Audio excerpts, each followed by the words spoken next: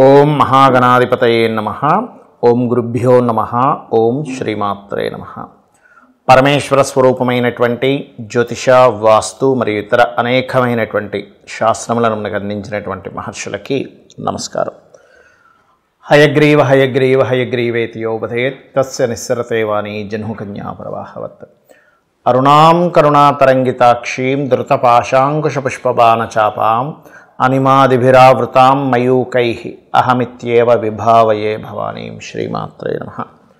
ప్రేక్షకులకి ఆ లలితాంబిక అమ్మవారి యొక్క అనుగ్రహం పరిపూర్ణంగా కలగాలని మనస్ఫూర్తిగా కోరుకుంటూ మనం ఈరోజు వార ఫలితాల్లో 24వ తేదీ నవంబర్ నుంచి 30వ తేదీ నవంబర్ వరకు అసలు గ్రహస్థితి ఏ విధంగా ఉంది, ఈ యొక్క గ్రహస్థితి వల్ల మీకు కలిగేటువంటి ఫలితాలు ఏమిటి, అదేవిధంగా ఏ విషయాల పట్ల కాస్త జాగ్రత్తగా ఉండాలి, మరియు ఏ పరిహార మార్గం చేసుకుంటే ఇబ్బంది పడవలసినటువంటి సిచ్యువేషన్స్ ఏవైతే ఉంటాయో అవి త్రుటిలో తప్పిపోవడం జరుగుతుంది అనేటువంటి విషయాలు ఒక్కొక్క లగ్నరీత్యా, లగ్నం తెలియని వారు రాశిరీత్యా తెలుసుకుందాం. అయితే ఇక్కడ మీరు కనుక గమనించుకున్నట్లయితే గ్రహస్థితి ఏ విధంగా ఉంది అని చెప్పి చూసుకున్నట్లయితే వృషభంలో గురువు వక్రించున్నాడు, ఇక్కడ నీచబడ్డ కుజుడు ఉన్నాడు. ఇది బాగా గుర్తుపెట్టుకోవాల్సిన అంశం. చంద్రుడు ఇక్కడ నుంచి తుల వరకు సంచరిస్తాడు ఈ 7 రోజులు కూడా. సింహం నుంచి తుల వరకు, కన్యారాశిలో కేతువు, రవి బుధులు వృశ్చికంలో ఉన్నారు, శుక్రుడు ధనస్సులోని మరియు మీనంలో రాహువు, కుంభంలో శని యొక్క సంచారం జరుగుతుంది.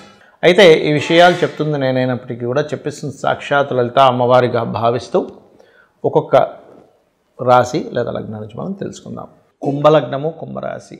మీకు ఈ వారం కూడా శని ఇక్కడే ఉంటూ కుజుడు యొక్క దృష్టి ఉంది కాబట్టి మీరు సిబ్లింగ్స్ వరసం వాళ్ళ మూలంగా కుంభలగ్నం ఆరు కుంభరాశి వారికి అనవసరమైన ఘర్షణలు వస్తూ ఉంటాయి. మధ్యవర్తిత్వం ఉండడం, అప్పులు ఇప్పించడం, అప్పులు తీసుకునే విషయంలో ముఖ్యంగా ఈ సెక్టార్స్ విషయంలో కాస్త జాగ్రత్తగా ఉండండి. ధనాధిపతి భాగ్యాధిపతితోని లాభాధిపతి, ధన లాభాధిపతి ఒక్కరే అయి భాగ్యాధిపతితో పరివర్తన వచ్చినందుకు 100% కుంభం వారికి ఇప్పుడు ఫైనాన్షియల్ మ్యాటర్స్ విషయంలో ఎదుగుదల ఉంటుంది, అందులో ఎటువంటి సందేహం లేదు. అలాగే ఇక్కడ మరొక విషయం ఏంటంటే 2వ స్థానంలో రాహు ఉన్నందుకు ఇది ఆన్లైన్ త్రూగా ధనయోగం రావడం. కాకపోతే కాస్త పౌరుషంగా కొన్ని విషయాలు పౌరుషంగా ఉండే మాటల వల్ల ఇబ్బంది వస్తుంది.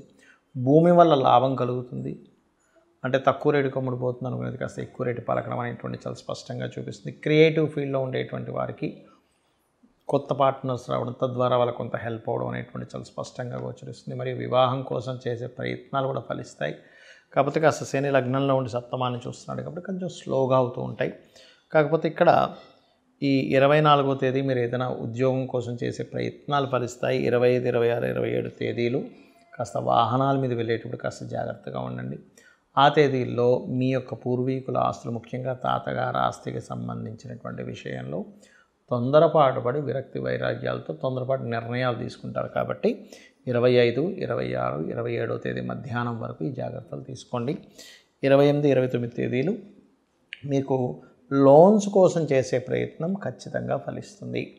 ఇక మీరు చేయవలసినటువంటి దేవతారాధన విష్ణు ఆరాధన, సూర్య ఆరాధన చేస్తూ నవగ్రహాలలో కుజ, శని, రాహుగ్రహాల దగ్గర దీపారాధన చేస్తూ గోవుకి బెల్లము, క్యారెట్స్, బీట్రూట్స్, బెల్లం 4 ఉండలుగా చేసి తినిపించండి గోవుకి, చిన్న ఉండలుగా.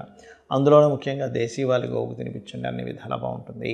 ఇలా ఎప్పుడైనా సరే ఈ కుజుడు కానీ శని కానీ ఇలా నీచబడ్డ కుజుడు కనుక శనిని చూసేటప్పుడు దాని మీద అగ్రెసివ్ ప్లానెట్ అనేటువంటి రాహుకి కుజుడికి సంబంధాలు ఏర్పడ్డప్పుడు సర్వసాధారణంగా మనకి లోకంలో జరిగేటువంటి ఫలితాలు ఏమిటి, ఏ విషయాల పట్ల జాగ్రత్తగా ఉండాలి అంటే ఇవన్నీ కూడా ఒక సడన్గా ఒక సునామీ లాంటివి కానీ, లేనట్లయితే ఒక విపరీతమైనటువంటి వర్ష సంబంధించిన గొడవ సంబంధించిన పెంచే కాంబినేషన్ అంటారు. ఎందుకంటే ముండేన్ ఆస్ట్రాలజీలో ఈ కాంబినేషన్స్ ఏర్పడ్డప్పుడు కాస్త జాగ్రత్తగా ఉండాలి. మరి ఇది మనం ఎందుకు చెప్పుకుంటున్నామంటే సామాన్య ప్రజలు ఇబ్బంది పడకుండా ఉండాలి అని. ఇప్పుడు మనం ఎట్లాంటి సిచ్యువేషన్స్, ఒక ప్రయాణం చేస్తుంటాం, ఒక ప్రాంతానికి వెళ్తూ ఉంటాం, ఒక దూర ప్రాంతానికి వెళ్తున్నారు అనుకోండి, ఒక్కసారి అమ్మవారిని తలుచుకొని వెళ్ళండి, దానివల్ల ఇబ్బంది రాదు. ఏదో ఒక నీటి ప్రదేశానికి వెళ్తున్నాం, కాస్త అమ్మవారిని తలుచుకొని వెళ్ళండి. ఎందుకంటే ఇలా కాంబినేషన్స్ ఉన్నప్పుడు సర్వసాధారణంగా మనకి లక్కీగా కార్తీక మాసం కూడా ఉంది కాబట్టి ఎంత మీరు శివాభిషేకము విష్ణు సహస్రనామాల యొక్క శ్రవణము లేదా పఠనము చేసినట్లయితే అంత చక్కగా ఉంటుంది, గుర్తుపెట్టుకోండి. అంటే ఏమండి విష్ణు సహస్రనామాలు ఇంకా వాళ్ళ పని ఎంతసేపు మనల్ని సేవ్ చేయడమేనా అంటే అలా కాదు, మీరు బాగా అర్థం చేసుకోండి. చిన్న పిల్లవాడు ఉన్నాడు, చిన్న పిల్లవాడు బాధపడుతున్నాడు, లేకపోతే అమ్మ అని పిలిచాడు. ఏం జరుగుతుంది? వితిన్ సెకండ్స్లో అమ్మ దగ్గరికి వచ్చి, అమ్మ ఆ పిల్లవాడి దగ్గరికి వచ్చి ఏమైంది ఏంటని చెప్పి చూసుకుంటుంది కదా. అలా ఏంటంటే జగతపితరవు వందే పార్వతీ పరమేశ్వరవు. కాబట్టి మనకి ఏమి ఇబ్బంది కలిగినా మనం ఒక్కసారి కనుక భగవంతుని తలుచుకున్నట్లయితే వితిన్ సెకండ్స్లో భగవంతుడు అక్కడికి వస్తాడు, గుర్తుపెట్టుకోండి. అది ఒక్కొక్కసారి ఒక్కొక్క రూపంలో రావచ్చు, అంటే మనుష్య రూపంలో రావచ్చు, ఒక జంతు రూపంలో రావచ్చు, లేనట్లయితే ఒక మాయలాగా మనకే అనిపించి మనం వెళ్తున్నటువంటి మార్గం నుంచి మనం ఇంకో మార్గంలోకి వెళ్ళి అక్కడి నుంచి మనం తప్పించుకోవచ్చు, అంటే ఒక సిచ్యువేషన్లోకి వెళ్ళాల్సినటువంటిది. కాబట్టి చేయండి.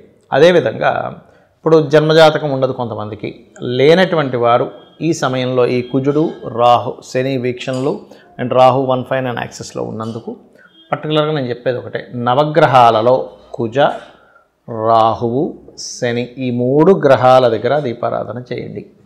అలా చేసినట్లయితే ఈ గ్రహాల యొక్క ఎఫెక్ట్, ఎందుకంటే మనకి జన్మజాతకం తెలియదు, ఏదో దగ్గర ఎఫెక్ట్ పడుతూ ఉంటుంది. కాబట్టి ఈ కుజుడు ఎప్పుడైతే నీచ పొందాడో భూ సంబంధం మూలంగా వివాదాలు వస్తూ ఉంటాయి, భూమి మూలంగా వివాదాలు, గుర్తుపెట్టుకోండి. అది రకరకాల, అది గవర్నమెంట్కి సంబంధించింది కానివ్వండి, ఓన్గా కానివ్వండి, ఏదైనా భూ సంబంధించినటువంటి విషయాల్లో కొనుగోలు చేసేటప్పుడు అందరూ జాగ్రత్తగానే ఉండాలి, చాలా జాగ్రత్తగా. ఆ డాక్యుమెంట్స్ ఎలా ఉన్నాయి, ఆ డాక్యుమెంట్స్, ఆ పత్రాలు ఏవైతే ఉన్నాయో సరైనంగా ఉందా లేదా, లేనట్లయితే వివాదాస్పదమైనటువంటి భూమిని ఏమైనా కొనుక్కుంటున్నామా, ఒక్కసారి ఏమీ కొంపలు మునిగిపోవు. చాలామంది ఏమనుకుంటారు, అవతల వాళ్ళు హర్రీ పెడుతూ ఉంటారు, ఏమంటే ఇప్పుడు కొనేసేయండి, వేరే పార్టీ ఉంది, నాకు వేరే వాళ్ళు అడుగుతున్నారు, మీరు ఏదో ఒకటి చెప్పండి అంటూ ఉంటారు.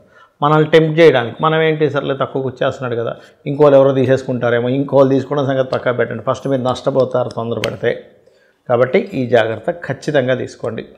ఇక రెండవది ఏమిటంటే, ఇక్కడ వ్యాపార సంబంధించినటువంటి స్థానంలో, అంటే వ్యాపార లాభ స్థానంలో శని ఉన్నాడు ఇక్కడ, అది కుజుడు దృష్టిలో ఉన్నాడు. అంటే ఏంటి, వ్యాపార లాభాలు అధికంగా వస్తాయి అనేటువంటి ఒక చిన్న దీంట్లో ఒక్కొక్కసారి ఏమవుతుంటుందంటే మనం తొందరపాటుపడి కొన్ని తప్పుడు నిర్ణయాలు తీసుకుంటూ ఉంటాం. కాబట్టి ఆ యొక్క విషయాల పట్ల కూడా అందరూ జాగ్రత్తగా ఉండాలి, ఇది ముఖ్యంగా గుర్తుపెట్టుకోండి. అదేవిధంగా విదేశీ స్థానంలో రాహు ఉంటూ ఇక్కడ కుజుడు యొక్క దృష్టి దాని మీద ఉంది, అంటే 159 యాక్సెస్ అంటారు. నాడీ ఆస్ట్రాలజీలో 1, 5, 9 రాశుల్లో ఉండేటువంటి గ్రహాలు పరస్పరం వీక్షించుకుని ఉంటాయి. కాబట్టి కాస్త విదేశాలకు వెళ్ళాలి, ఇంపోర్ట్ ఎక్స్పోర్ట్ బిజినెస్ చేసేటువంటి వారు కూడా కాస్త జాగ్రత్తగా ఉండండి. అయితే ఇక్కడ ఎప్పుడు గుర్తుపెట్టుకోవాల్సింది ఏంటంటే, గోచార ఫలితం ఏదైతే ఉందో అది గోచారం అందరికీ ఒక 10 to 15% పనిచేస్తూ ఉంటుంది. కానీ ముఖ్యంగా మనం చూసుకోవాల్సింది మన పర్సనల్ చార్ట్, అంటే జన్మజాతకము అంటారు. మీరు పుట్టినప్పుడు మీరు పుట్టినటువంటి సమయాన్ని, తేదీని, నెలని, సంవత్సరాన్ని, ప్రాంతాన్ని, ఈ 5 అంశాలు తీసుకొని మీరు పుట్టినప్పుడు ఏ లగ్నము గడుస్తుంది, ఏ గ్రహాలు ఎక్కడున్నాయి, ఒక్కొక్క గ్రహము ఎంత స్ట్రెంగ్త్ఫుల్గా ఉంది, ఎంత వీక్గా ఉంది, ఒక్కొక్క భావము ఎంత స్ట్రెంగ్త్ఫుల్గా ఉంది, వీక్గా ఉంది అనే దాన్ని పరిశీలన చేసి అవి ఎందుకు అలా ఏర్పడతాయి. కొంతమందికి ధనభావం బాగుంటే విద్యాభావం బాగోదు, మరి కొంతమందికి వివాహ స్థానం బాగుంటే సంతాన స్థానం బాగోదు, మరి కొంతమందికి జాబ్ స్థానం బాగుంటే వ్యాపార స్థానం బాగోదు, మరి కొంతమందికి ఒక్కొక్కటి తల్లి స్థానం బాగోదు కొంతమందికి, అప్పుడు తల్లితో కూడా వ్యతిరేకత వస్తూ ఉంటుంది, విద్యాపరంగా వ్యతిరేకత వస్తూ ఉంటుంది. ఒక గృహం కొనుక్కుంటే అదేదో డిస్టర్బ్ అవుతూ ఉంటుంది. ఎందుకు అవుతుంది అలా అంటే, ఒకటే గుర్తుపెట్టుకోండి, మనం పూర్వజన్మల్లో చేసుకునేటువంటి కర్మ అంటారు దీన్ని. బ్యాడ్ కర్మ చేసాము, ఒకరిని ఇబ్బంది పెట్టాము, ఒకరి ప్లేస్ లాక్కున్నాం. ఈ యొక్క జన్మల్లో మీరు ఏది కొన్నా కలిసి రాదు, స్థలాలు, గృహాలు ఏం కొన్నా సరే. పోయిన జన్మలో మనం ఉదాహరణకి మంచి జాబు, మన ఎవరైతే జాబ్ హోల్డర్ మనకి జాబ్ ఇచ్చిన పర్సన్ ఎవరైతే ఉన్నారో అతను మనల్ని నమ్మి ఒక జాబ్ ఇచ్చినప్పుడు దాన్ని మనము మిస్యూజ్ చేశాం. ఆయన మనల్ని నమ్ముతున్నాడు కదా గుడ్డిగా అని చెప్పి మనం ఇష్టం వచ్చినట్టుగా ప్రవర్తించాం. ఈ జన్మల్లో మనకి జాబ్ రమ్మన్నా రాదు, కష్టపడాల్సి వస్తూ ఉంటుంది. ఎందుకు, పాస్ట్ లైఫ్లో నువ్వు చేసినటువంటి కర్మ. మంచి భార్య వచ్చింది అయినా సరే హింసిస్తున్నావు, అంటే ఏంటి, కట్నం తీసుకురా, మీ అమ్మగారి ఆస్తి తీసుకురా, నేను పని చేయకుండా ఇంట్లో కూర్చుంటాను, నువ్వే నన్ను పోషించాలి, ఇట్లాంటివన్నీ పెడుతుంటారు కొంతమంది. అలాగే స్త్రీల్లో కూడా ఉంటారు, నువ్వు మీ అమ్మతో కలిసి ఉండకూడదు, నాన్నతో కలిసి ఉండకూడదు, మీ చెల్లెలతో మాట్లాడకూడదు అనుకునే స్త్రీలు ఉంటారు, ఇలా ఇబ్బంది పెట్టే పురుషులు ఉంటారు. అందరూ ఉంటారు, గుర్తుపెట్టుకోండి. ఒక స్త్రీ పురుషుడనే కాదు, వాళ్ళ తత్వాలు బట్టి ఉంటుంది. అలా ఎవరైతే ఇబ్బంది పెట్టారో ఈ జన్మలో అనుభవిస్తూ ఉంటాడు. అంటే ఏమిటి? జ్యోతిష్య శాస్త్రం ఏదైతే ఉందో, మనము పూర్వజన్మల్లో ఎటువంటి పిచ్చి పిచ్చి కర్మలు చేసి ఇబ్బంది పెట్టామో అవతల వాళ్ళని, ఆ కర్మ ఇక్కడ వెంటాడుతూ ఉంటుంది. దీన్ని ఏ రకంగా దాన్ని క్లియర్ చేసుకోవాలి? మన జన్మజాతకంలో ఉపాసన చేసే దేవత ఉంటుంది, దాన్ని పట్టుకోగలగాలి. అంటే ఒక్కొక్క లగ్నానికి ఒక్కొక్క దేవత, ఇంతమంది దేవీ దేవతలు, ఎందుకంటే ఒక్కొక్కరు ఒక్కొక్క రకంగా తరిస్తారు. అది ఉపాసనా దేవత ఎవరు, ఒక్కొక్క లగ్నానికి పంచమాధిపతి ఎవరు, భాగ్యాధిపతి ఎవరు, లగ్నాధిపతి ఎవరు, ఏ గ్రహం బాగుంది, ఏ మహాదశ నడుస్తుంది, తద్వారా ఏం చేసుకుంటే బాగుంటుందని చెప్పేది జ్యోతిషశాస్త్రం. అయితే ఇవన్నీ ఒక ఎత్తు అయితే, అమ్మవారి పాదాలు పట్టుకొని, అమ్మ ఇవన్నీ నాకు తెలియవు, నిన్ను నమ్ముకుంటున్నాను, మీరు ధర్మబద్ధంగా మీ పని మీరు చేసుకుంటూ వెళ్తే కూడా ఆ లలితా పరమేశ్వరి అమ్మవారు మిమ్మల్ని చూసుకుంటుంది. శ్రీమాత్రే నమః.